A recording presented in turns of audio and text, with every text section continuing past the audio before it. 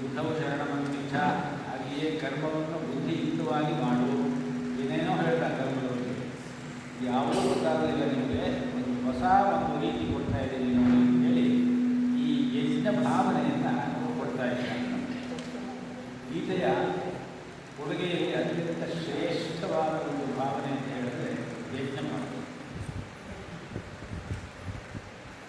9 ಮತ್ತು 10 ಎರಡೂ ಶ್ಲೋಕಗಳನ್ನು ಒಟ್ಟಾಗಿ ನಾವು ಗಮನಿಸಿದರೆ ಒಂದು ಸಮಗ್ರವಾದಂತಹ ಒಂದು ಚಿತ್ರಣ ನಮಗಿದ್ದಾರೆ. ಯಜ್ಞಾರ್ಥಾನ್ ಕರ್ಮಣಃ ಅನ್ಯತ್ರ ಲೋಕಃ ಅಯಂ ಕರ್ಮಬಂಧನಃ ತದರ್ಥಂ ಕರ್ಮ ಕೌಲೇಯ ಮುಕ್ತಸಂಗಃ ಸಮಾಚರ. ಯಜ್ಞ ನಿಮಿತ್ತವಾಗಿ ನೀನು ಕರ್ಮವನ್ನು ಮಾಡಿ, ಕರ್ಮವನ್ನು ಯಜ್ಞದ ಮಟ್ಟಕ್ಕೆ ಏರಿಸಬೇಕು. ಯಜ್ಞ ದೃಷ್ಟಿಯಿಂದ ಕರ್ಮ ಮಾಡಬೇಕು. ಏನು ಕರ್ಮ ಮಾಡಿದ್ರು ಯಜ್ಞ ದೃಷ್ಟಿಯಿಂದ ಮಾಡಬೇಕು. ಅನ್ಯತ್ರ ಹಾಗಿಲ್ಲದೆ ಹೋದರೆ ಅಯಂ ಲೋಕಃ ಕರ್ಮಬಂಧನ, ಈ ಲೋಕದಲ್ಲಿ ನೀನು ಕರ್ಮಕ್ಕೆ ಬಂಧನ ಆಗಿ ಲೋಕದಲ್ಲಿ ನೀನು ಒಂದು ರೀತಿಯ ಅಂಟಿಕೊಂಡು ಬಿಡ್ತೀಯ. ಲೋಕದಿಂದ ಬಿಡುಗಡೆ ಇಲ್ಲ. ಲೋಕದಿಂದ ಬಿಡುಗಡೆ ಇದ್ದರೆ ಈ ಜನ್ಮದಿಂದ ಬಿಡುಗಡೆ ಇಲ್ಲ. ತದರ್ಥಂ ಕರ್ಮ ಕೌಂತೆಯ, ತದ್ ಅರ್ಥಂ ಅದಕ್ಕಾಗಿ ಕರ್ಮ ಮಾಡು. ಯಾವುದಕ್ಕಾಗಿ ಕರ್ಮ ಮಾಡಬೇಕು? ಯಜ್ಞ ದೃಷ್ಟಿಯಿಂದ ನೀನು ಕರ್ಮ ಮಾಡು. ತದರ್ಥಂ ಕರ್ಮ ಕೌಂತೆಯ. ಹಾಗೆ ಮಾಡುವಾಗ ಮುಕ್ತ ಸಂಗ್ರಹ ಸಮಾಚಾರ, ಯಾವುದೇ ನನ್ನದು ಅನ್ನುವ ಅಂಟಿಲ್ಲದೆ, ಅಂಟಿನ ನಂಟಿಲ್ಲದೆ ಕರ್ಮ ಮಾಡಿ ಅದನ್ನು ಭಗವದರ್ಪಿತವಾದ ಬುದ್ಧಿಯಿಂದ ಮಾಡಿ. 10ನೇ ಶ್ಲೋಕ. ಆ್ಯಕ್ಚುಲಿ ಇದು ಮೊದಲು ಹೇಳಿಕೊಂಡು ಈ ಶ್ಲೋಕ ಆಮೇಲೆ ಹೇಳಲು ಚೆನ್ನಾಗಿ ಅದರ ಅರ್ಥ ಬರುತ್ತೆ. ಯಜ್ಞ ಅಂದರೆ ಏನು ಅನ್ನುವುದನ್ನು ಈ ಶ್ಲೋಕ ತಿಳಿಸುತ್ತೆ. ಸಹ ಯಜ್ಞ ಪ್ರಜಾ ಸೃಷ್ಟ ಪುರೋವಾಚ ಪ್ರಜಾಪತಿ ಅನೇನ ಪ್ರಸವಿಷ್ಯತ್ವಂ ಏಷ ವಹ ತು ಇಷ್ಟಕಾಮ ದುಃಖ. ಹಿಂದೆ ಪ್ರಜಾಪತಿ ಸೃಷ್ಟಿಯ ಆದಿಯಲ್ಲಿ ಪ್ರಜೆಗಳನ್ನೆಲ್ಲ ಸೃಷ್ಟಿ ಮಾಡಿದ. ಆ ಪ್ರಜೆಗಳ ಜೊತೆಯಲ್ಲೇ ಯಜ್ಞವನ್ನೂ ಸೃಷ್ಟಿ ಮಾಡಿದರು. ಯಜ್ಞವನ್ನೂ ಸೃಷ್ಟಿ ಮಾಡಿ ಪ್ರಜೆಗಳಿಗೆ ಈ ರೀತಿಯಾಗಿ ಹೇಳ್ತಾನೆ. ಪುರೋ ಉವಾಚ, ಹಿಂದೆ ಪ್ರಜಾಪತಿ ಜನಗಳೊಂದಿಗೆ ಯಜ್ಞವನ್ನೂ ಸೃಷ್ಟಿ ಮಾಡಿ, ಅಂದರೆ ಸೃಷ್ಟಿ ಮಾಡುವುದಂದರೆ ಯಜ್ಞ ಕಲ್ಪನೆಯನ್ನು ಜನಗಳಿಗೆ ಬೋಧಿಸಿದರು. ಹೀಗೆ ಹೇಳಿದ ಉವಾಚ ಅನೇನ ಪ್ರಸವಿಷ್ಯತ್ವಂ, ಇದರಿಂದ ನೀವು ಏಳಿಗೆಯನ್ನು ಹೊಂದಿರಿ. ಯಾವುದರಿಂದ? ಯಜ್ಞದಿಂದ. ಅನೇನ ಪ್ರಸವಿಷ್ಯತ್ವಂ ಏಷ ವಹ ತು, ವಹ ನಮಗೆ, ಏಷ ಇದು, ಇಷ್ಟಕಾಮ ದುಃಖ ನಮಗೆ ಅಥವಾ ನಿಮಗೆ. ಪ್ರಜಾಪತಿ ಹೇಳಿದ್ರಿಂದ ನಿಮಗೆ ಅಂತ ಹೇಳಿರ್ತಾನೆ. ವಹ ಅನ್ನೋದಕ್ಕೆ ನಮಗೆ ಅಂತ ಹೇಳಬೇಕು.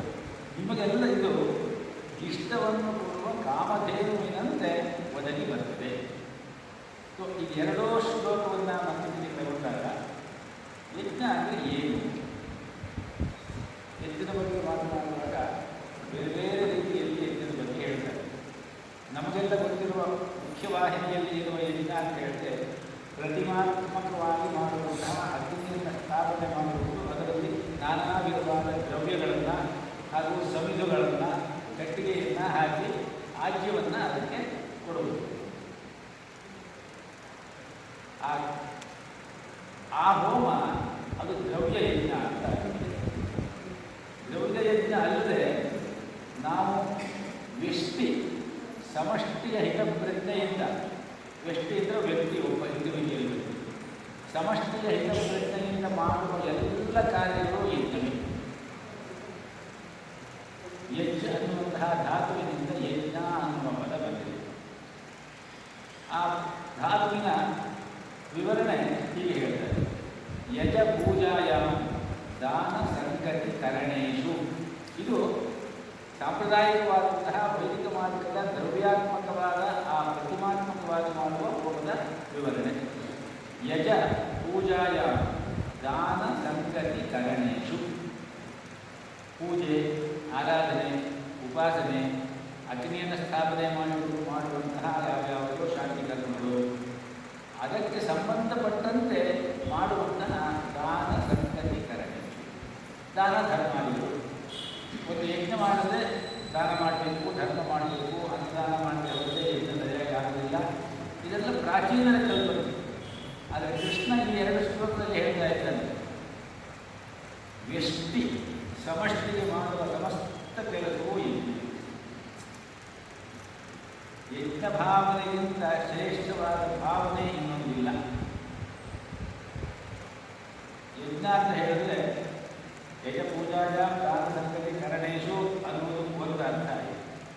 ಇನ್ನೊಬ್ಬ ದೊಡ್ಡ ವಿದ್ವಾಂಸರು ಆ ಯಜ್ಞ ಅನ್ನೋದನ್ನು ಇಟ್ಟುಕೊಂಡು ಒಂದು ವಿವರಣೆಯನ್ನು ಕೊಡ್ತಾರೆ.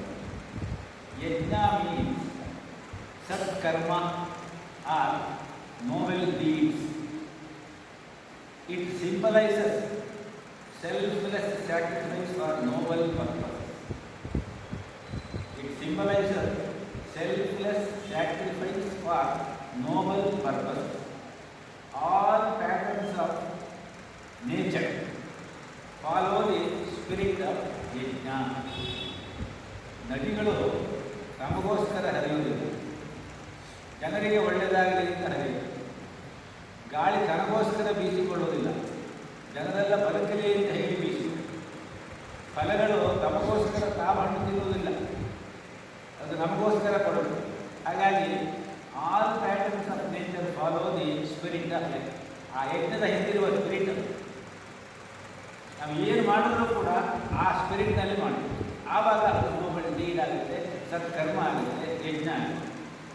Spirit of yajna pervade the entire universe. ಯಜ್ಞೋ ವೈ ವಿಷ್ಣು, ಇದು ಶ್ರುತಿಯ ಮಾತು. ವಿಷ್ಣುವೇ ಯಜ್ಞ ಅಥವಾ ಯಜ್ಞ ಅಂದರೆ ವಿಷ್ಣು. ವಿಷ್ಣು ಅಂದರೆ ಏನು?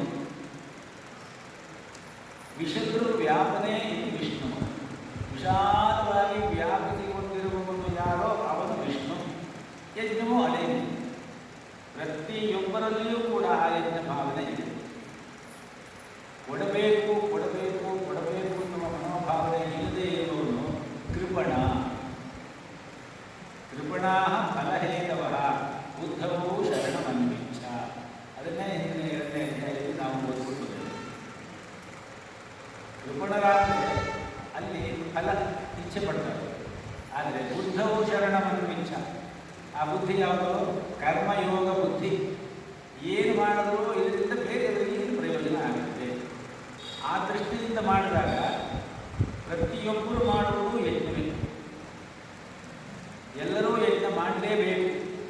ಒಬ್ಬ ದೊಡ್ಡ IAS ಆಫೀಸರ್ ಆಗಿರ್ಬೋದು, ಅವನ ಆಫೀಸಿನಲ್ಲಿ ಕೆಲಸ ಮಾಡ್ತಾ ಇರೋ ಜಪರಾಶಿ ಆಗಿರ್ಬೋದು, ಅವನ ಕೈಗಳಲ್ಲಿ ಕೆಲಸ ಮಾಡ್ತಾ ಇರುವಂತಹ ಕಾರ್ಕೂನರು ಆಗಿರ್ಬೋದು, ಒಬ್ಬ ಅಧ್ಯಾಪಕನಾಗಿರ್ಬೋದು, ಒಬ್ಬ ಅರ್ಚಕನಾಗಿರ್ಬೋದು, ಒಬ್ಬ ಕ್ಯಾಟರರ್ ಆಗಿರ್ಬೋದು, ಅಥವಾ ಜೀವನದ ಬೇರೆ ಬೇರೆ ವೃತ್ತಿಗಳಲ್ಲಿ ಇರುವಂತಹ ಯಾವುದೇ ಒಬ್ಬ ಇಂಡಿವಿಜುವಲ್ ವ್ಯಕ್ತಿ ಆಗಿರ್ಬೋದು, ಅವನು ಮಾಡುವ ಕರ್ಮವನ್ನು ಭಗವದರ್ಪಣ ಬುದ್ಧಿಯಿಂದ ಮಾಡಿದಾಗ ಅದು ಯಜ್ಞವೇ ಆಗಿದೆ. ಪ್ರತಿಯೊಬ್ಬರೂ ಯಜ್ಞದಲ್ಲಿ ಭಾಗಿಯಾದವರೇ. ಆ ಯಜ್ಞದಲ್ಲಿ ಮೇಲು ಕೀಳು ಎನ್ನುವುದು ಇಲ್ಲ ಅಂತ ಹೇಳ್ತಾರೆ. ಒಂದು ದೇವಾಲಯ ಇದೆ. ದೇವಾಲಯದಲ್ಲಿ ಸಾಮಾನ್ಯವಾಗಿ ಅರ್ಚಕರನ್ನು ನಾವು ಯಾವಾಗಲೂ ಮುಖ್ಯವಾಗಿ ನೋಡ್ತೀವಿ ದೇವಾಲಯಕ್ಕೆ. ಆದರೆ ಅಲ್ಲಿ ಯಾರ ಕಣ್ಣಿಗೂ ಕಾಣದೆ ಕಸ ಕೊಡ್ತಾ ಇರೋನು ಆ ಅರ್ಚಕನಷ್ಟೇ ಮುಖ್ಯ. ದೇವರಿಗೆ ಬೇಕಾಗುವಂತಹ ಹೂವುಗಳನ್ನೆಲ್ಲ ಆಯ್ಕೆಗಳು ಬಿಟ್ಟು ಸುಂದರವಾದ ಮಾಲೆಯನ್ನು ಮಾಡಿಕೊಡುವಂತಹ ಹೂವಾಡಿಗಳನ್ನು ಕೂಡ ಅರ್ಚಕನಷ್ಟೇ ಮುಖ್ಯ. ದೇವರ ನೈವೇದ್ಯಕ್ಕಾಗಿ ಪಕ್ವಾನ್ನಗಳನ್ನು ಸಿದ್ಧ ಮಾಡಿ ತಂದಿರುವ ಆ ನೈವೇದ್ಯ ಮಾಡುವವನು ಕೂಡ ಅರ್ಚಕನಷ್ಟೇ ಮುಖ್ಯ. ಇಲ್ಲಿ ಅರ್ಚಕ ಒಬ್ಬನೇ ಶ್ರೇಷ್ಠ ಅಲ್ಲ, ಪೂಜಾರಿ ಅಂತ ಹೇಳ್ತಾರೆ. ಪೂಜಾರಿ ಎನ್ನುವ ಶಬ್ದದಲ್ಲಿ ಕೆಲವೊಂದು ನಾವು ಅದರಿಂದ ಅರ್ಚಕ ಎಂಬ ಪದವನ್ನು ಉಪಯೋಗಿಸ್ತಾ ಇದ್ದೀವಿ. ಯಾವ ಪೂಜಾರಿ ಭಾಳ ಹಗುರವಾಗಿ ಸಮಾಜದಲ್ಲಿ ಇದು ಪೂಜೆ ಅರಿಯಿದ್ರೆ ಶತ್ರು ಹಾಗೆ ಆಗಿಬಿಟ್ಟಿದೆ. ಪೂಜಾರಿ ಅವನು ಪೂಜೆಗೆ ಶತ್ರು. ಅವನು ಭಂಡಾರಗಳು ಮಾಡ್ತಾರಲ್ಲ, ನಾವು ಉತ್ತರ ಕಡೆಗೆ ಹೋದಾಗ ದಕ್ಷಿಣ ನಾಡು. ಹಾಗಾಗಿ ಏನಾಗಿದೆ, ಆ ಪೂಜಾರಿ ಎನ್ನುವ ಶಬ್ದ ಅದರ ಒಳಗನ್ನು ಕಳೆದಿದೆ. ಆದ್ದರಿಂದ ಅರ್ಚಕ ಅಂತ ಹೇಳೋದು. ಅರ್ಚ ಅಂದರೆ ಕೈದು ವಿಗ್ರಹ. ವಿಗ್ರಹದಲ್ಲಿ ದೈವ ಭಾವವನ್ನು ಯಾರು ತಂದುಕೊಡುತ್ತಾರೋ ಅವರು ಅರ್ಚಕರು. ಹಾಗಾಗಿ ದೇವಾಲಯದ ಆತ್ಮಶಾಸ್ತ್ರದಲ್ಲಿ ಹೇಳುವಂತೆ 3 ರೀತಿಗಳಿಂದ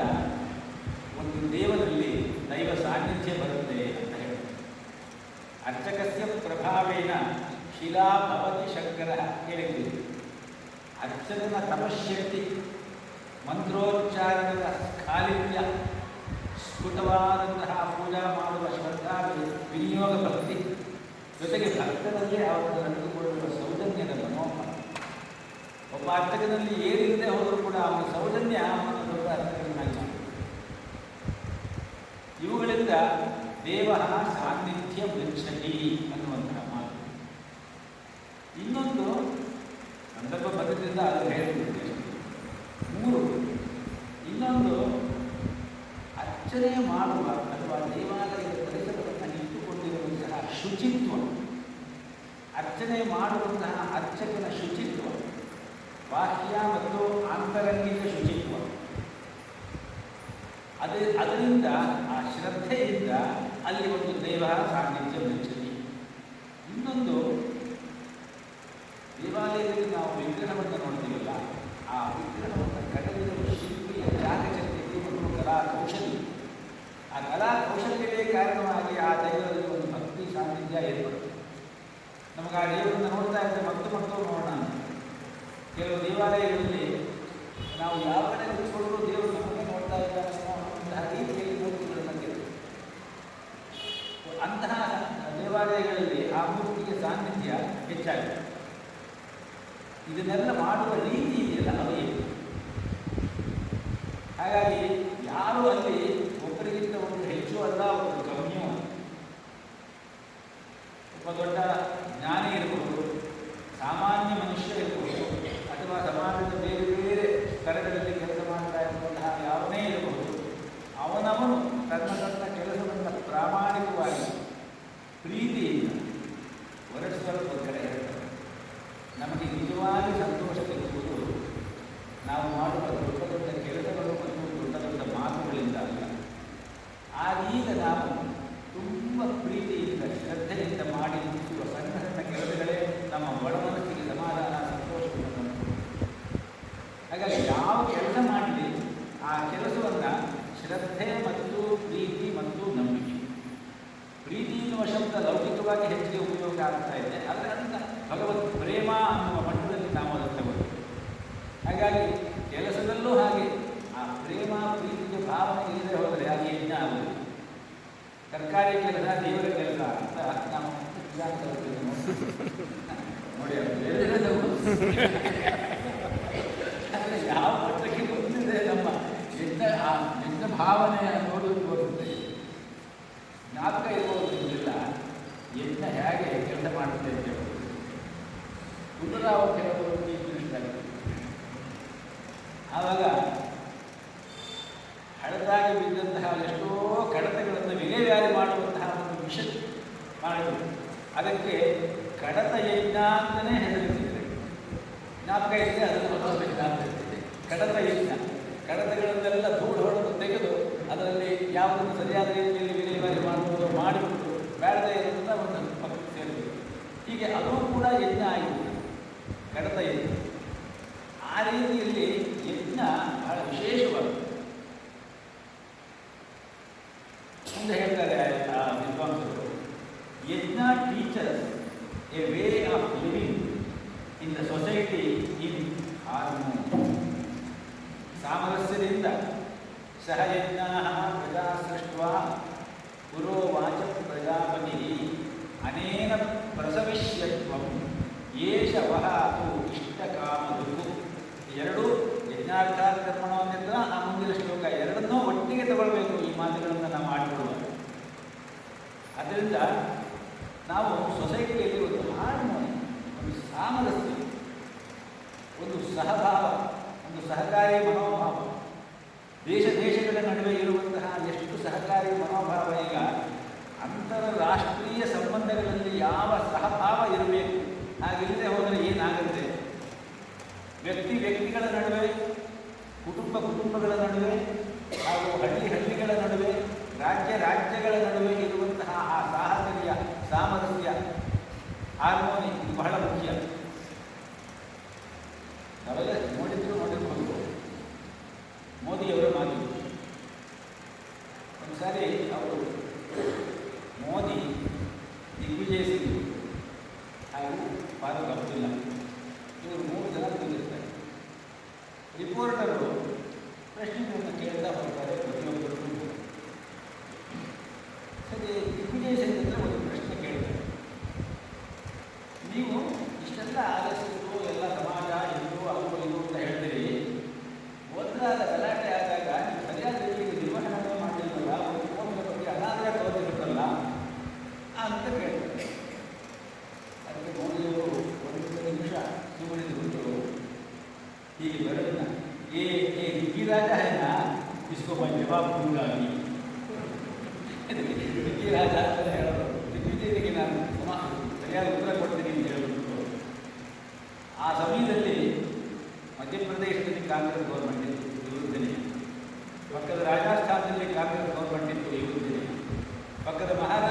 ಕಾಂಗ್ರೆಸ್ ಗೌರ್ಮೆಂಟ್ ಇತ್ತು ಇರುತ್ತೆ. ಎಲ್ಲ ರಾಜ್ಯಗಳಿಗೂ ನಾವು SOS ಕಳಿಸಿ ತಕ್ಷಣವೇ ನನಗೆ ಪೊಲೀಸರು ಮತ್ತು CRPF ಕೊಡಬೇಕು, CRPF ಎಲ್ಲ ಪೊಲೀಸರು ಸಹಾಯ ಕೊಡಬೇಕು ಅಂತ ನಾನು ರಿಕ್ವೆಸ್ಟ್ ಮಾಡಿಬಿಟ್ಟೆ, ಬರೆದು ಫೋನ್ ಮಾಡಿ. ಆದರೆ ಯಾರೂ ನನಗೆ ಅಂತಹ ಒಂದು ದೊಂಬಿ ಆದಾಗ ನಮಗೆ ಇರುವಂತಹ ಸೀಮಿತವಾದಂತಹ ಸೌಲಭ್ಯಗಳ ನಡುವೆ ನಾವು ಎಷ್ಟು ಮ್ಯಾಕ್ಸಿಮಮ್ ಮಾಡಬಹುದೋ ಅಷ್ಟನ್ನು ಮಾಡಿದ್ದೀವಿ. ಇಲ್ಲಿ ಆ ಯಜ್ಞ ತತ್ವವಾಗಿ ಯಜ್ಞ ಭಾವನೆ ಆಗಲಿ, ಒಬ್ಬರಿಗೊಬ್ಬರಿಗೆ ಪೂರಕವಾಗಿ ನಿಲ್ಲಬೇಕು, ಸಹಕಾರ ಸಾಮರಸ್ಯ ಇರಬೇಕು ಅನ್ನುವಂತಹ ಮಾತು ಈ ಕಾಂಗ್ರೆಸ್ ಸರ್ಕಾರದಲ್ಲಿ ಯಾರಿಗೂ ಜ್ಞಾಪಕನೇ ಬರಲಿಲ್ವಲ್ಲ ಅಂತ ಹೇಳಿದ್ದು. ಆವಾಗ ಬರೋ ಗೊತ್ತಿಲ್ಲ ಮೋದಿಜಿಗೆ ಬಾತ್ ನೈಕಲ್ಲ ಅಂತ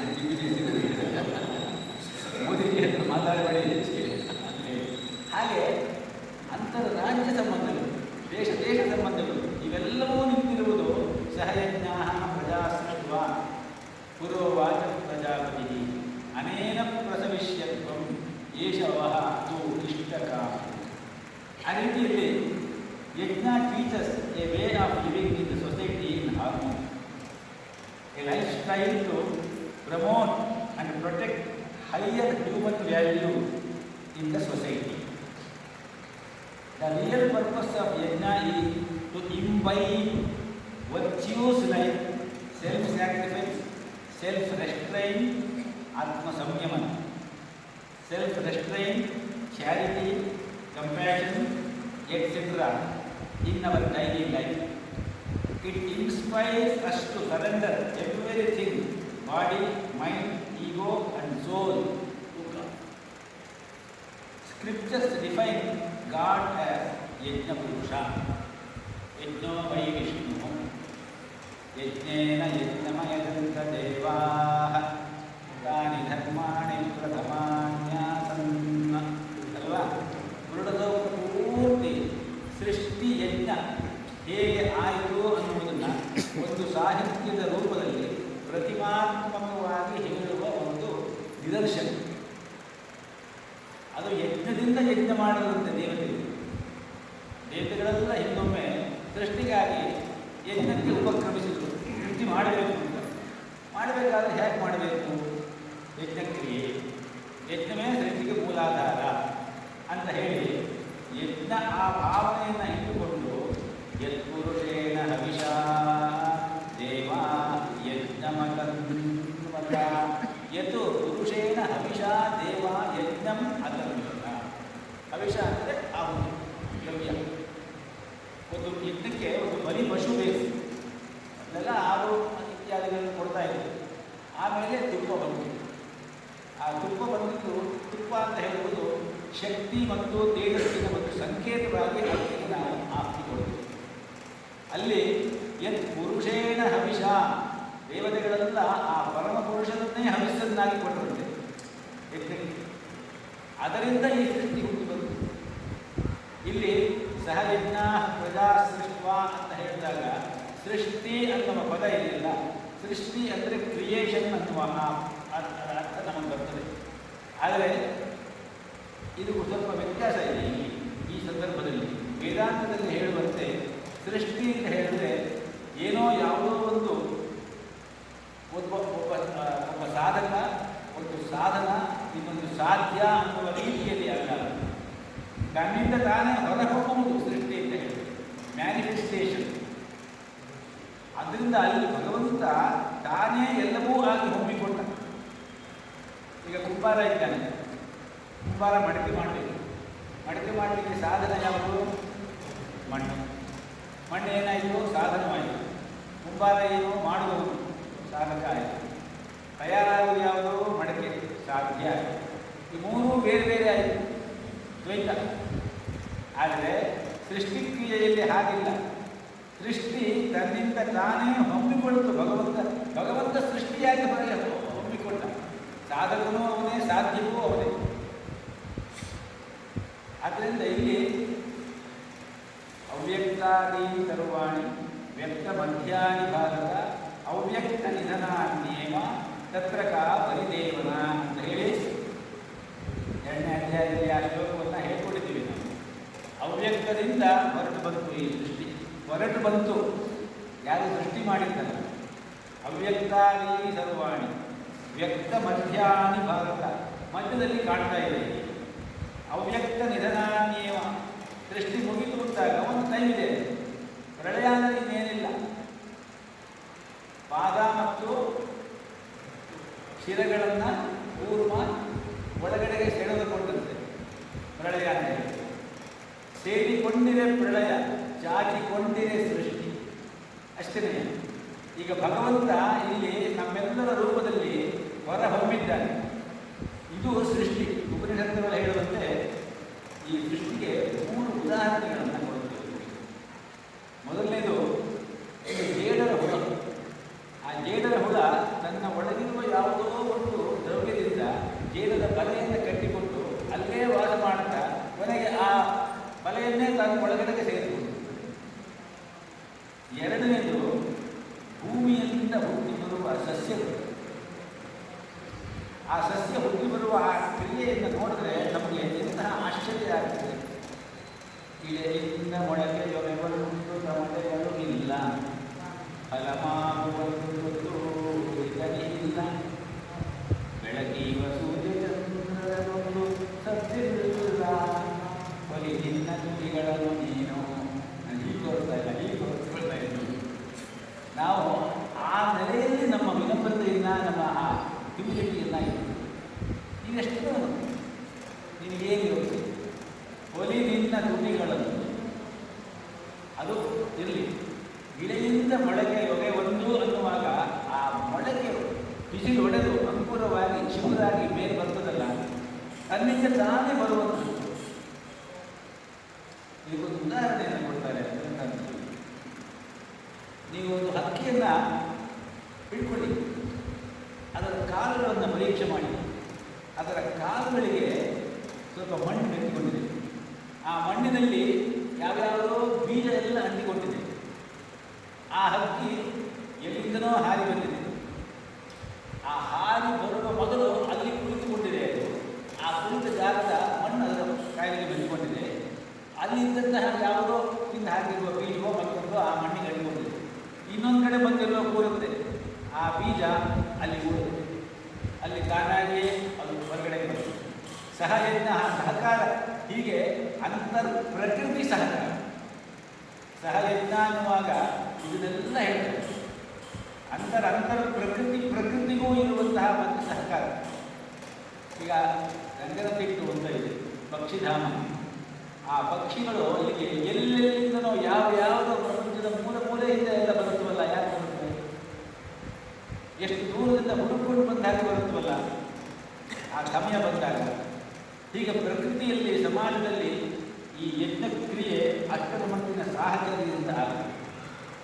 ನಾವು ಏನೋ ಒಂದು ಕೊಡ್ತೀವಿ, ಆ ಕೊಡುವುದರಲ್ಲಿ ಇರುವ ಆನಂದ ತೆಗೆದುಕೊಳ್ಳುವುದರಲ್ಲಿ ಇಲ್ಲ.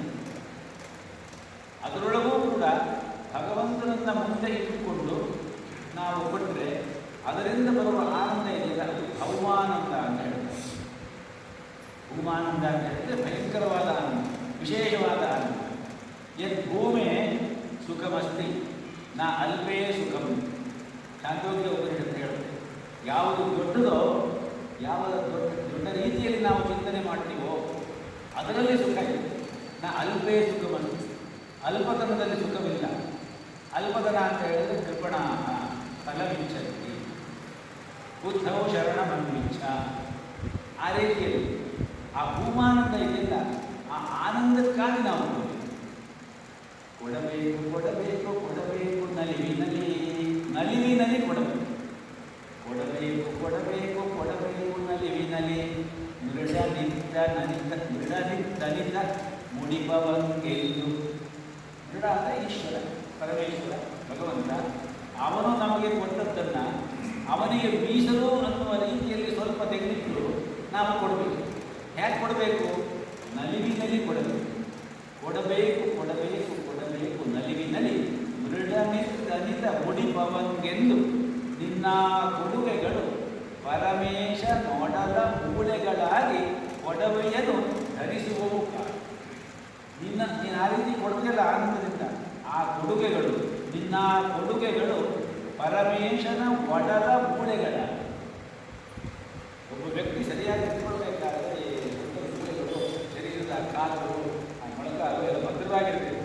ಈ ಸಮಾಜ ಸರಿಯಾಗಿ ನಿಂತ್ಕೊಳ್ಬೇಕಾದ್ರೆ ಆ ಕೊಡು ತೆಗೆದುಕೊಳ್ಳುವ ಪ್ರಕ್ರಿಯೆ ಯಾವುದೇ ಕಂಡೀಷನ್ ಇಲ್ಲದೆ ನಡೆಯುತ್ತೆ. ಇದು ಯಜ್ಞ ಭಾವನೆಯ ಹಿನ್ನೆಲೆಯಲ್ಲಿ ಇರುವಂತಹ ಮುಖ್ಯವಾದ ಉದ್ದೇಶ ಅಂತ ಹೇಳ್ತಾರೆ.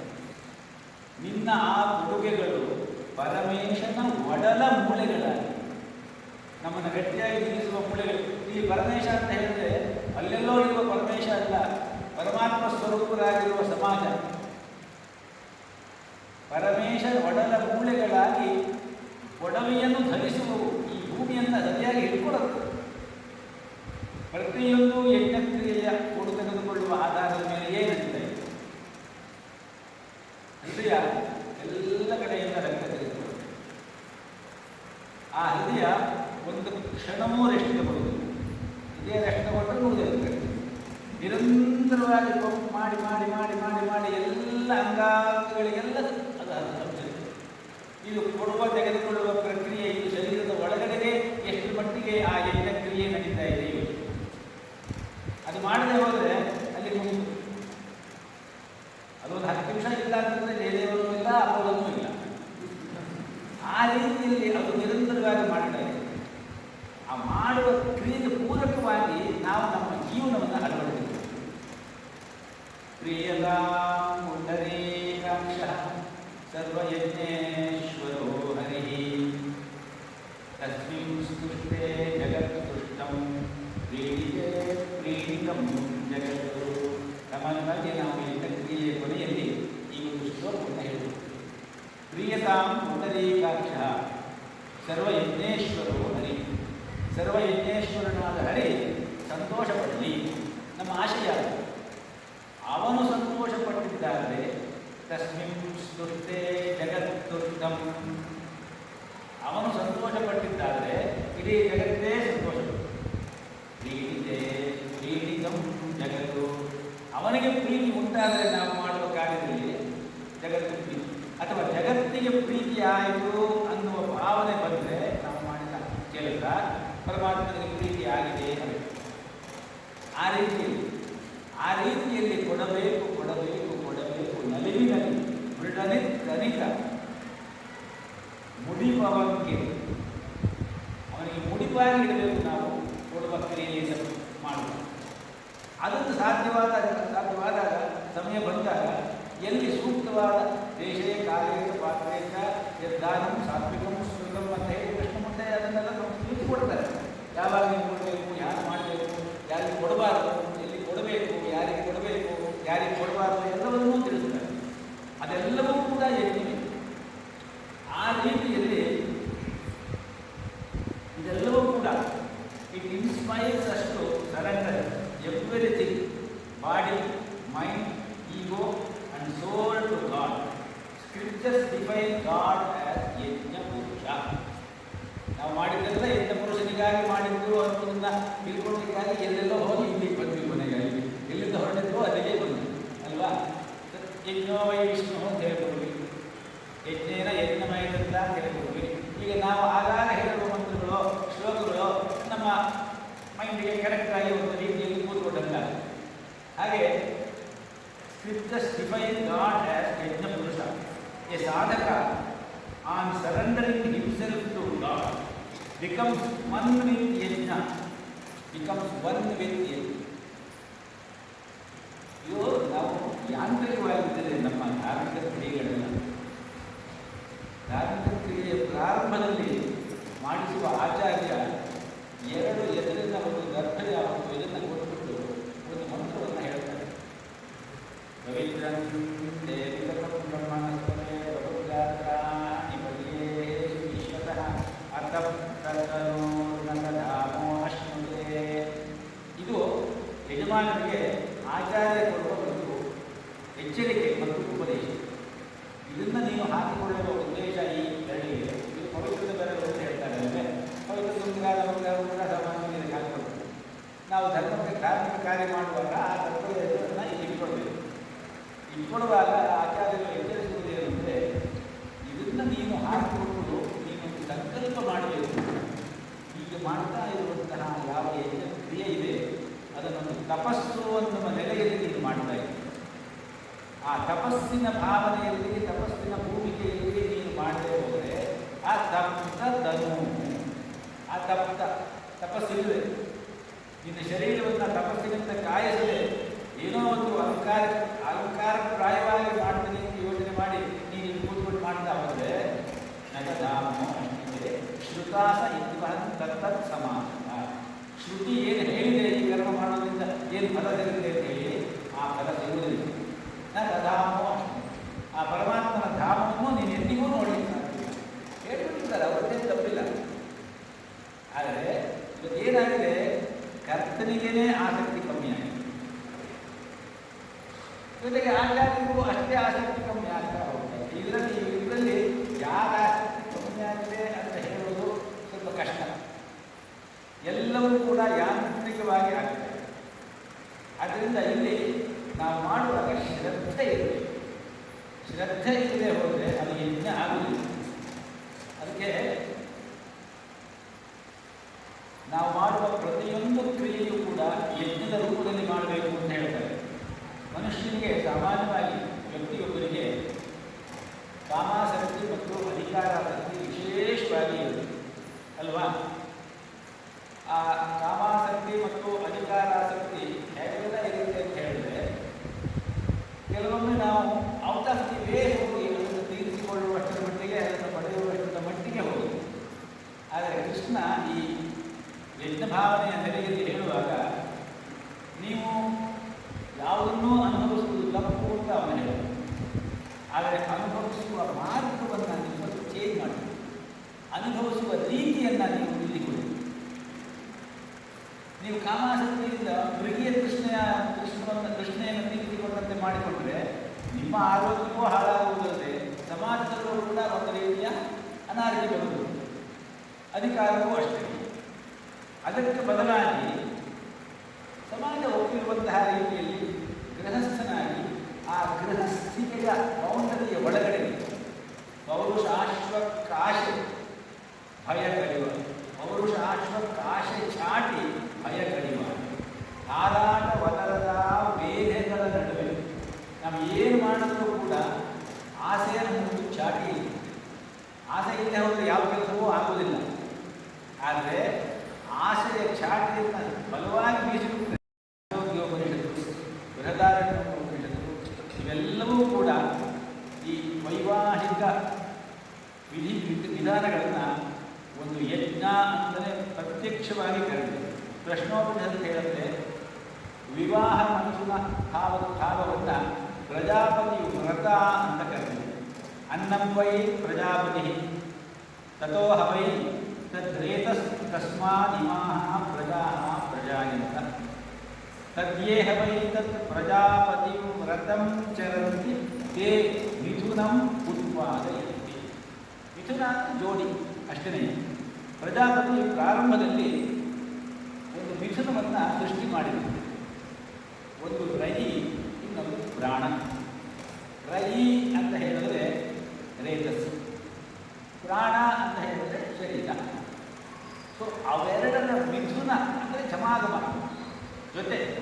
ಆ ಜೊತೆಯಿಂದ ಮಾಡುವಂತಹ ವೈವಾಹಿಕ ಕ್ರಿಯೆಗೆ ಸಂಬಂಧಪಟ್ಟಂತಹ ಎಲ್ಲ ಕಾರ್ಯವಿಧಾನಗಳು ಕೂಡ ಪ್ರಜಾಪತಿ ವ್ರತ ಎಂಬುದಾಗಿಯೇ ಕರೆದುಕೊಂಡಿದೆ. ಛಾಂದೋಗ್ಯ ಉಪನಿಷತ್ತಿನಲ್ಲಿ ಅಗ್ನಿವಿದ್ಯೆ ಅಂತ ಬರ್ತದೆ.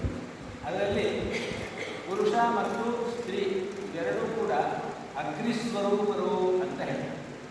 ಆ ಅಗ್ನಿಸ್ವರೂಪದ ಮಿಲನದಿಂದ ದಿವ್ಯಾಗ್ನಿ ಸಮಜಾಯತೆ ಅನ್ನುವ ಮಾತನ್ನು ಆ ಕ್ರಿಯೆಯನ್ನು ವಾಮದೇವ್ಯ ಸಾಮನ್ ಅನ್ನುವಂತಹ ಯಜ್ಞ ಅಂತ ಹೇಳಿ ಕರೆದರು.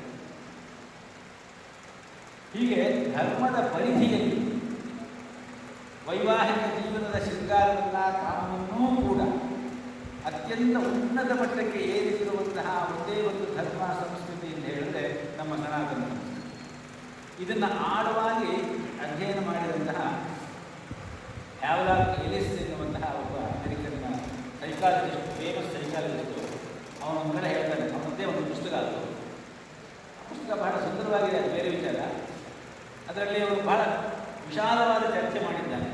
ಅವನು ಹೇಳ್ತಾನೆ, in India, although India is the home of asceticism. Asceticism ಸನ್ಯಾಸ, ಧಾರ್ಮಿಕ ಸನ್ಯಾಸ ಪರಂಪರೆ, religious asceticism. The post marriage romance has been sanctified and diminished to a greater extent than any other part of the world. ಇದು ಯಾವ್ದಾಗಿ ಎಲ್ಲಿ ಹೇಳುವುದಿಲ್ಲ. ಭಾರತದಲ್ಲಿ ಅತ್ಯಂತ ಗರಿಷ್ಠ ಮಟ್ಟದ ಧಾರ್ಮಿಕ ಮತ್ತು ಸನ್ಯಾಸದ ಉಪಕ್ರಮಗಳನ್ನು ಅನುಸರಿಸುವ ಜನರಾದರೂ ಕೂಡ ಅಲ್ಲಿ ಈ ವಿವಾಹೋತ್ತರ ವೈವಾಹಿಕ ಜೀವನದ ಪ್ರಣಯ ಶೃಂಗಾರಗಳನ್ನು ಅತ್ಯಂತ ದಿವ್ಯವಾಗಿಯೂ ಪವಿತ್ರವನ್ನಾಗಿಯೂ ಮಾಡಿದ್ದಾರೆ. ಹಾಗೆ ಮಾಡಿದಾಗ ಯಜ್ಞ, ಪ್ರತಿಯೊಂದು ಯಜ್ಞ ಆಗುತ್ತೆ. ಪೌರ್ವಾತ್ಯ ಮತ್ತು ಪಾಶ್ಚಾತ್ಯ ವೈವಾಹಿಕ ಜೀವನದ ದೌಲನಿಕ ಅಧ್ಯಯನ ಮಾಡಿದ ಪ್ರೊಫೆಸರ್ ವಿಶರೋಟಿ KR ವಿಶರೋಟಿ ಎನ್ನುವರು ಹೀಗೊಂದು ಮಾತನ್ನು ಹೇಳ್ತಾರೆ. Marriages in India have generally been a far greater success than they have been elsewhere. And the reason is not far to seek. ಬೇರೆ ಎಲ್ಲೂ ನೋಡ್ಕೊಂಡು ಹೋಗಬೇಕಾಗಿಲ್ಲ ಕಾರಣವನ್ನು. For in India, the romance of love begins with marriage, whereas in the West, it ends with marriage. ಯೋಚನೆ ಮಾಡಿ, ಎಷ್ಟು ಅಧ್ಯಯನ ಮಾಡಿದ್ದಾರೆ ಅಂತ. ಇವತ್ತು ನಡೀತಾ ಇರುವ ರೀತಿಗಳನ್ನು ನಾವು ನೋಡಿದಾಗ it begins in the east where it ends in the west. ಇದು ಆತ ಹೇಳುವುದು. ಇದೆಲ್ಲ ಆ ಕ್ರಿಯೆಗೆ ಎಂತಹ ಒಂದು ಯಜ್ಞದ ಮಟ್ಟವನ್ನು ನಮ್ಮ ಹಿಂದಿನವರು ಕೊಟ್ಟಿದ್ದಾರೆ. ಕೃಷ್ಣ ಹೇಳುವ ಆ ಯಜ್ಞಾರ್ಥಾತ್ ಕರ್ಮಣೋನ್ಯತ್ರ ಲೋಕೋಯಂ ಕರ್ಮ ಬಂಧನ. ಪ್ರೇಮ ವಿಷಯವಿಲ್ಲದ ದಾಂಪತ್ಯ ವರ್ಧಿಸಲು ವ್ಯಾಮೋಹಕ್ಕೆ ಎಡೆಕೊಟ್ಟೊಡೆ ಅದು ನಿಗಡಬಹುದು. ಸಾಮರಸ್ಯವ ಕಾಣುವುದೆಂದಿ ವಿಷಮದಲ್ಲಿ ಆ ವಿಷಯ ಕಂಠೆಯುಗ ಮಂಕುತಿಮ್ಮ. ವ್ಯಾಮೋಹಕ್ಕೆ ಎಡೆಕೊಟ್ಟೊಡೆ ಅದು ನಿಗಳಬಹುದು. ನಿಗಳ ಅಂದರೆ ಕಬ್ಬಿಣದ ಬೇಡಿ. ಕಬ್ಬಿಣದ ಬೇಡಿ ನೀವು ಅತಿಶಯವಾದ ಪ್ರೇಮ ಇಲ್ಲದೆ ಹೋದರೆ, ಅದು ಅಂತಃಕರಣ ಭಾವನೆಯಲ್ಲಿ ಶುದ್ಧವಾಗಿ ಇಲ್ಲದೆ ಹೋದರೆ ವರ್ಧಿಸಲು ನಾನು. ವ್ಯಾಮೋಹಕ್ಕೆ ಎಡೆ ಕೊಟ್ಟೊಡೆ ಅದು ನಿಗಳಬಹುದು. ಕಬ್ಬಿಣದ ಬೇಡಿಯೇ ಚಿನ್ನದ ಬೇಡಿಯೋ ಬೇಡಿಯೇ ಅಲ್ವಾ? ಆದರೆ ಕಬ್ಬಿಣದ ಬೇಡಿಯಿಂದ ಗೊತ್ತಾಗದೇ ಇರುವ ರೀತಿಯಲ್ಲಿ ಮೋಹ ಪರವಶರಾದವರು ಅದಕ್ಕೆ ಚಿನ್ನದ ಬೇಡಿಯಿಂದ ತಿಳ್ಕೊಂಡು ಆ ಬೇಡಿಯಲ್ಲೇ ಸಂತೋಷ ಪಡ್ತಾ ಇರ್ತಾರೆ. ಅದು ಬೇರೆ ಇಲ್ಲ. ಸಾಮರಸ್ಯವ ಕಾಣುವುದು ಈ ವಿಷಮದಲ್ಲಿ. ಇದೊಂದು ರೀತಿಯ ವಿಷಮ. ಇದರಲ್ಲಿ ಸಾಮರಸ್ಯವನ್ನು ಕಾಣುವುದು ಹೇಗೆ ಅಂತ ಪ್ರಶ್ನೆ ಮಾಡ್ತಾರೆ. ಇದೆಲ್ಲ ಏನು ತೋರಿಸುತ್ತೆ ಅಂದರೆ, ನಮ್ಮಲ್ಲಿ ಪ್ರತಿಯೊಂದನ್ನು ಯಜ್ಞ ದೃಷ್ಟಿಯಿಂದಲೇ ನೋಡಿದ್ದಾರೆ. ಪ್ರತಿಯೊಂದರ ಮುಂದೆ ಭಗವಂತನನ್ನು ನಿಲ್ಲಿಸಿದ್ದಾರೆ. ಭಗವತ್ ಪ್ರೀತಿಗಾಗಿ ಮಾಡಬೇಕು, ಭಗವತ್ ಭಾವದಿಂದ ಮಾಡಬೇಕು. ಬ್ರಹ್ಮಾರ್ಪಣಂ ಬ್ರಹ್ಮಹವಿರ್ ಬ್ರಹ್ಮಾರ್ಪಣಂ ಬ್ರಹ್ಮಣಾಹುತಂ ಬ್ರಹ್ಮೈವ ತೇನ ಗಂತವ್ಯಂ ಬ್ರಹ್ಮಕರ್ಮ ಸಮಾಧಿನ. 5ನೇ ಅಧ್ಯಾಯದ ಮುಂದೆ ಬರುವಂತಹ ಶ್ಲೋಕ. ಇವಾಗಲೇ ಅದನ್ನು ಸರಿಯಾಗಿ ಮಾಡ್ಕೊಂಡ್ರೆ ಆ ಶ್ಲೋಕ ಆರಿಸ್ಕೊಂಡು ಮುಂದಕ್ಕೆ ಹೋಗ್ಬಿಡ್ಬೋದು. ಇಲ್ಲ ಅಲ್ಲೂ ಬೇಯಿಸ್ತೀರ. ಹಾಗೆ ಎಲ್ಲವನ್ನೂ ಕೂಡ ಭಗವಂತನನ್ನು ಮುಂದಿಟ್ಟುಕೊಂಡು, ಯಾವುದೋ ಒಂದು ಜೀವನದ ಧ್ಯೇಯವನ್ನು ಮುಂದಿಟ್ಟುಕೊಂಡು, ಒಂದು ಉದ್ದೇಶವನ್ನು ಮುಂದಿಟ್ಟುಕೊಂಡು, ಒಂದು ಗುರಿಯನ್ನು ಮುಂದಿಟ್ಟುಕೊಂಡು, ಒಂದು ಮೌಲ್ಯವನ್ನು ಮುಂದಿಟ್ಟುಕೊಂಡು, ಒಂದು ಆದರ್ಶವನ್ನು ಮುಂದಿಟ್ಟುಕೊಂಡು ನಾವು ಮಾಡಿದಾಗ ಅದು ಎಂತಹ ಕಾರ್ಯವಾದರೂ ಕೂಡ ಯಜ್ಞ ಆಗುತ್ತೆ. ಅಲ್ಲಿ 10 ಜನ ಇರಲಿ, ಅದು ಯಜ್ಞ ಆಗುತ್ತೆ. ಆ ರೀತಿಯಲ್ಲಿ ಕಾಮಾಸಕ್ತಿಯನ್ನು ತೀರಿಸಿಕೊಳ್ಳಬಹುದು. ಸ್ವಲ್ಪ ಮುಖ್ಯವಾಗಿ ಏನೇನೋ ಗೊತ್ತಿಲ್ಲ, ಇರಲಿ. ಅಧಿಕಾರ ಆಸಕ್ತಿ, ಅಧಿಕಾರ ಎಲ್ಲರಿಗೂ ಸಿಗುತ್ತೆ, ಅಧಿಕಾರ ಎಲ್ಲರಿಗೂ ಬೇಕು. ಆದರೆ ಆ ಅಧಿಕಾರವನ್ನು ಸರಿಯಾದ ರೀತಿಯಲ್ಲಿ ಯಜ್ಞವನ್ನಾಗಿ ಪರಿವರ್ತಿಸಿಕೊಂಡು ಅದನ್ನು ಯಜ್ಞವನ್ನಾಗಿ ಮಾಡುವವರು ಎಷ್ಟು ಜನ?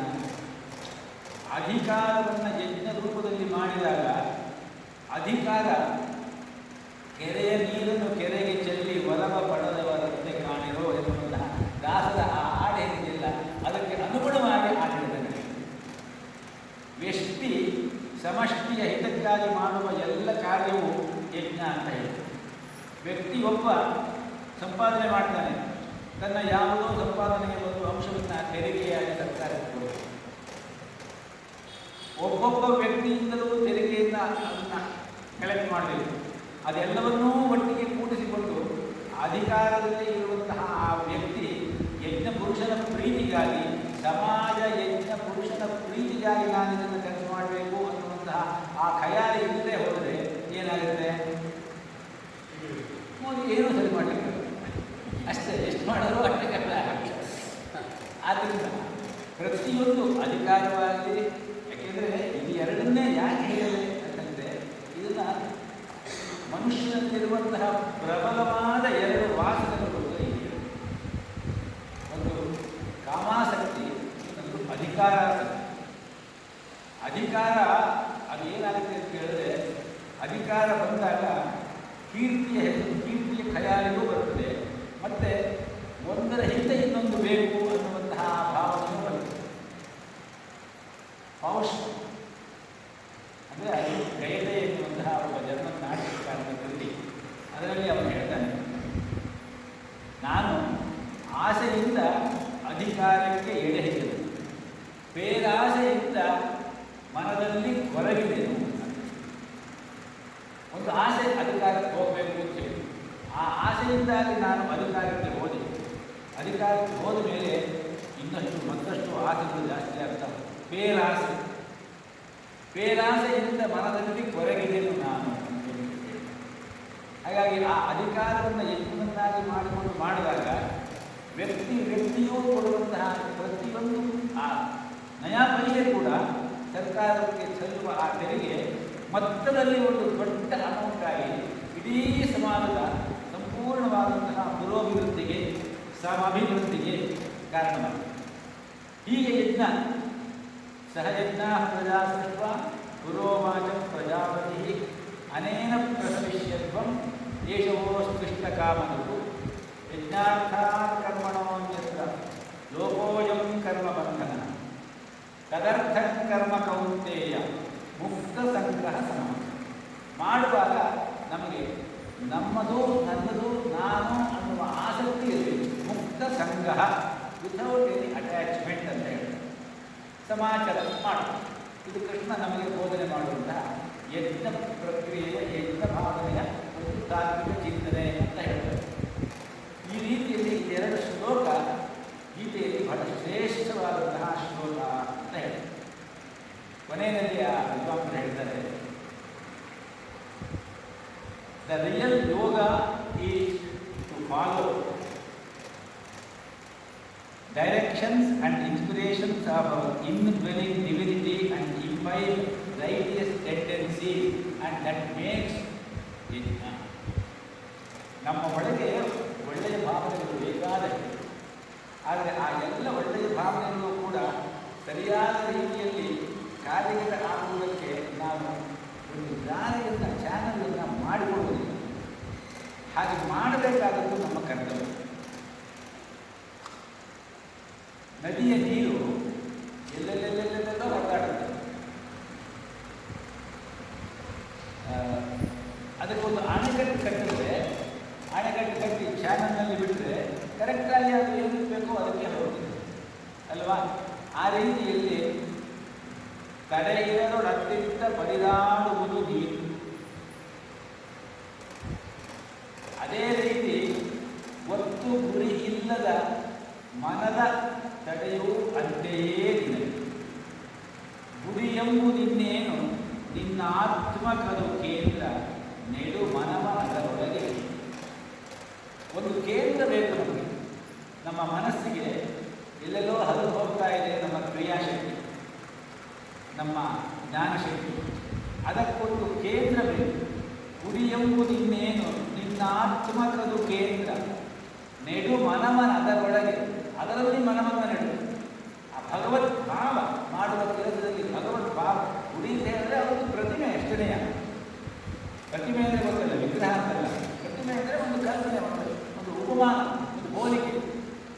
ಆ ರೀತಿಯಲ್ಲಿ ಗುಡಿ ಎಂಬುದಿನ್ನೇನು ನಿನ್ನ ಆತ್ಮಕದು ಕೇಂದ್ರ, ನೆಡು ಮನವನ ಅದರೊಳಗೆ. ಆತ್ಮವಾನ್, ಆತ್ಮದಲ್ಲಿ ನೀನು ನಿನ್ನ ಮನಸ್ಸನ್ನು ಸೇರಿಸಿಕೊಂಡು ಯದಾ ಮನೀಷಾ ಮನಸಾ ವಿಕೃತೋ ಯೇನಂ ವಿದುರಮೃತಾಸ್ತೆ ಭವಂತಿ.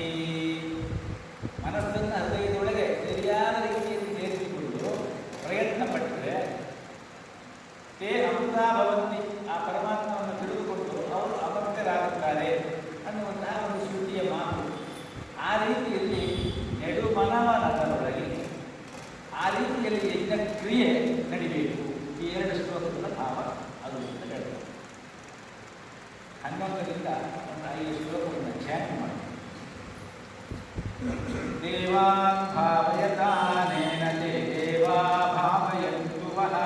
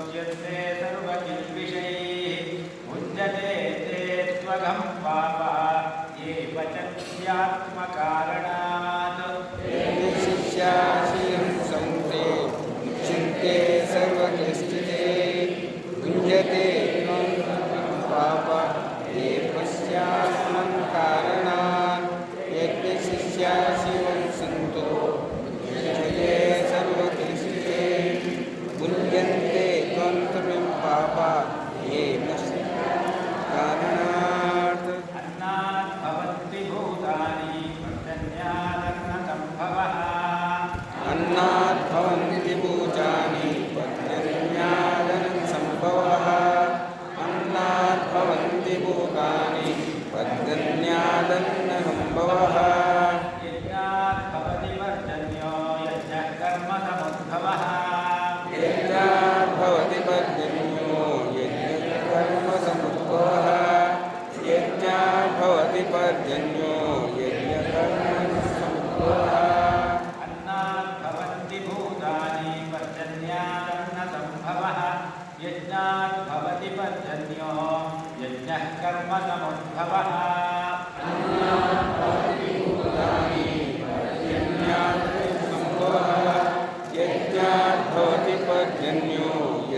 कर्मो समुद्भवः अन्नात् भवन्ति भूतानि पर्जन्याधनसम्भवः यज्ञात् भवति पर्जन्यो यज्ञकर्मो समुद्भवः ब्रह्मोद्भवं विद्धि ब्रह्माक्षरसमुद्भवम्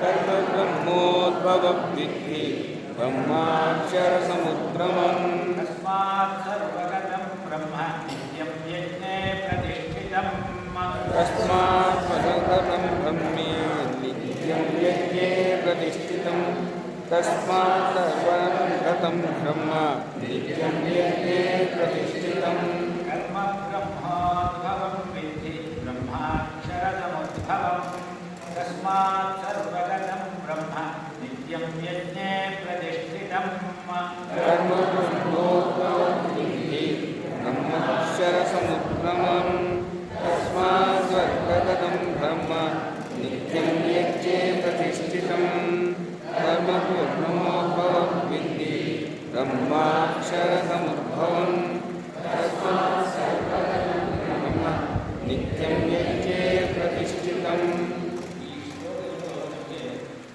ಜೀವಚಕ್ರ, ಪ್ರಕೃತಿ ಚಕ್ರ, ಬ್ರಹ್ಮಚಕ್ರ ಹೇಗೆ ನಿರಂತರವಾಗಿ ಉದಾಹರಣೆಯಲ್ಲಿ ನಡೀತಾ ಇರಬೇಕು, ಹಾಗೆ ನಡೆಯದೆ ಹೋದರೆ ಲೋಕ ವ್ಯವಸ್ಥೆ ಹೇಗೆ ಹಾಳಾಗುತ್ತೆ ಅನ್ನೋದನ್ನು ತಿಳಿದು 11ನೇ ಶ್ಲೋಕ.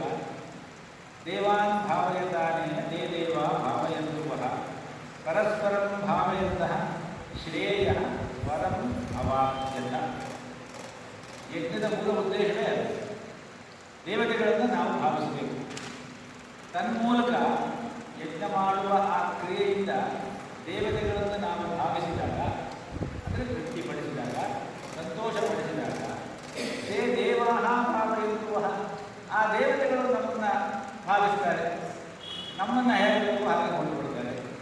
ಇದೊಂದು ನಂಬಿಕೆ ನಮ್ಮಲ್ಲಿ ಪ್ರಾಚೀನ ಕಾಲದಿಂದ ನಡೆದಿದೆ.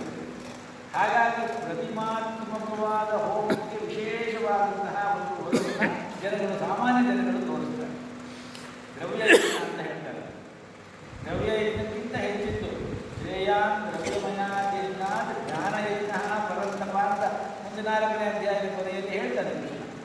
ಆದ್ದರಿಂದ ಯಜ್ಞಕ್ರಿಯೆಯಿಂದ ದೇವತೆಗಳನ್ನು ನಾವು ನಿಜವಾದ ರೀತಿಯಲ್ಲಿ ಪರಿಭಾವಿಸಿದ್ದೇ ಆದರೆ ಅನೇನ ದೇವಾ ಭಾವಯತ ತೇ ದೇವಾ ಭಾವಯಂತುವಃ, ನಮ್ಮನ್ನು ಅವರು ಸರಿಯಾದ ರೀತಿಯಲ್ಲಿ ಗಮನಿಸ್ತಾರೆ.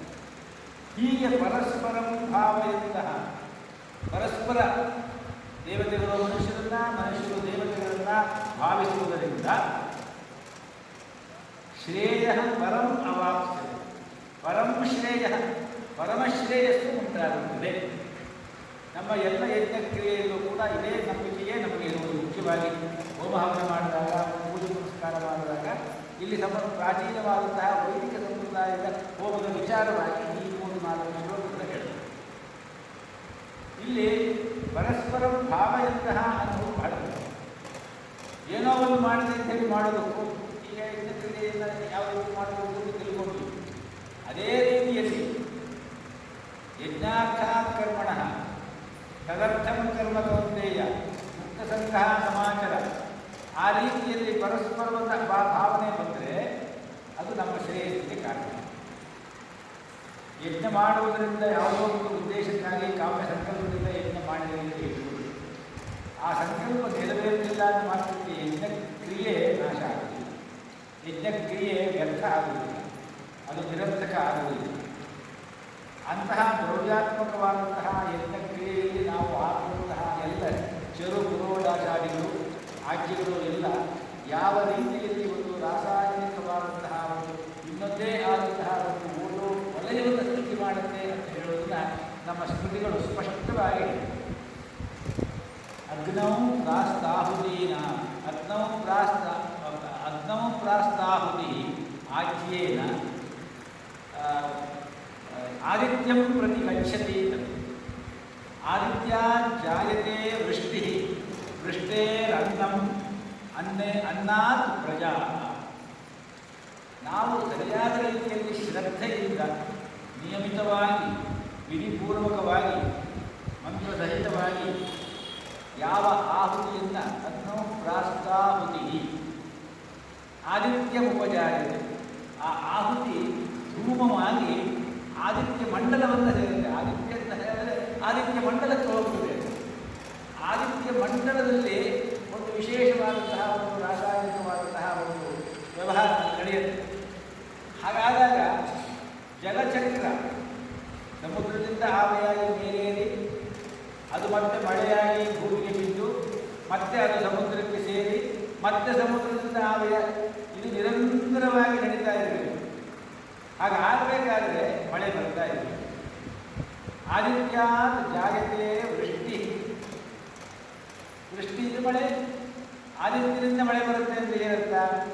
ಆದಿತ್ಯನ ಸೂರ್ಯನ ಕಿರಣಗಳು ಶಾಖ ಮತ್ತು ಇಲ್ಲಿಂದ ಹೋದಂತಹ ಆ ಯಾವ ಧೂಮ ವಿಶಿಷ್ಟವಾದಂತಹ ಔಷಧಿ ವನಸ್ಪತಿಗಳನ್ನು ನಾವು ಆ ಪೂರ್ಣಾಹುತಿಗೆ ಹಾಕಬೇಕು ಅಂತೇಳಿ ಶಾಸ್ತ್ರ. ಏನೇನೋ ಹಾಕ್ತಾರೆ, ಮಿಕ್ಕದ ಕಾಯಿಲೆಗಳನ್ನೆಲ್ಲ ಹಾಕ್ತಾರೆ. ಇದು ಬಹಳ ಬಹಳ ಅತ್ಯಂತ ಕೆಟ್ಟ ರೀತಿಯಲ್ಲಿ ಮಾಡುವಂತಹ ಒಂದು ಪರಂಪರೆ ಬರುತ್ತೆ. ಕಾಯಿಲೆಗಳನ್ನು ಹಾಕಲೇಬಾರದು. ಅಗ್ನಿಗೆ ಹಾಕಬೇಕಾದದ್ದು ಆಜ್ಯ. ಆಮೇಲೆ ಔಷಧಿ ವನಸ್ಪತಿಗಳು, ಹಣ್ಣು ಹಂಪಲು, ಡ್ರೈ ಫ್ರೂಟ್ಸ್, ಲಾವಂಚ, ಆಮೇಲೆ ಸಸ್ಯ ಔಷಧಿಗಳು, ಇವುಗಳನ್ನೆಲ್ಲ ಯಥೇಷ್ಟವಾಗಿ ಹಾಕಬೇಕು. ಅದರ ಜೊತೆಯಲ್ಲಿ ಆ ಆಜ್ಯ ಹಾಕಬೇಕು.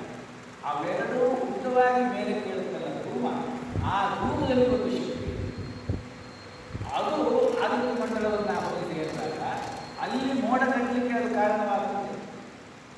ಆದಿತ್ಯ ವೃಷ್ಟಿ, ಮೋಡ ಕಟ್ಟಿದ ಮೇಲೆ ಮೋಡ ಮಳೆ ಸುರಿಸುತ್ತದೆ.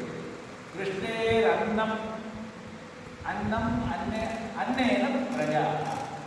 ನಾವು ಬದುಕಿ ಬಾಳಬೇಕು ಅಂತ ಹೇಳಿದ್ರೆ ಯಜ್ಞ ಕಾರ್ಯಗಳನ್ನು ಸರಿಯಾದ ರೀತಿಯಲ್ಲಿ ಮಾಡಬೇಕು ಅನ್ನೋದಕ್ಕೆ ನಾವು ಪ್ರತಿಯೊಂದು ಕ್ರಮದ ಕೊನೆಯಲ್ಲಿ ಒಂದು ಮಂತ್ರವನ್ನು ಹೇಳಿಕೊಳ್ಳುವುದಿಲ್ಲ. ನಾವು ಕಾಲೇ ವರ್ಷದು ಪರ್ಜನ್ಯ ಪೃಥಿವೀ ಸಸ್ಯಶಾಲಿನಿ ದೇಶೋಯಂ ಕ್ಷೋಭರಹಿತಃ ಸಜ್ಜನಾಃ ಸಂತು ನಿರ್ಭಯಾಃ.